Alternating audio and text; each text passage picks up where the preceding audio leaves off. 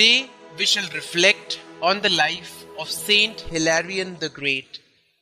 Born of pagan parents near Gaza in Palestine, Hilarion had his schooling at Alexandria, Egypt, before converting to Christianity. At the age of 15, having heard about St Anthony the Great, father of anchorites, he spent 2 months in the desert under his personal guidance, imbibing his life of penance and contemplation.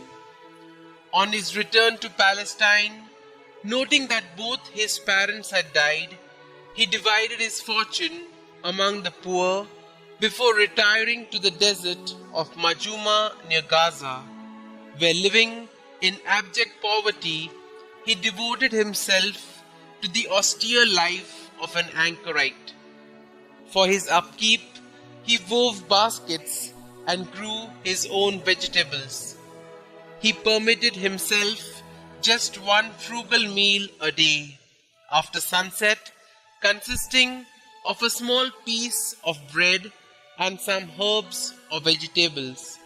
God granted Hilarion the ability to perform supernatural cures and to exorcise possessed persons. His guidance came to be in such demand that with curious pilgrims arriving by the droves, he found it difficult to make time for personal prayer.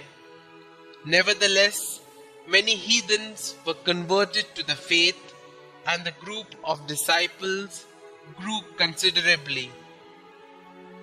At the age of 69, Hilarion first returned to Egypt and revisited the places associated with Saint Anthony, who had died 5 years earlier. He managed to escape the Julian persecution by retiring into the Libyan desert.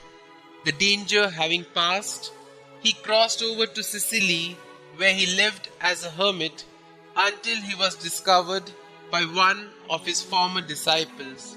Then, in a renewed search for solitude and to avoid the adulation of would-be followers, he journeyed to Dalmatia and then to Cyprus, where he died in a lonely cave aged 80.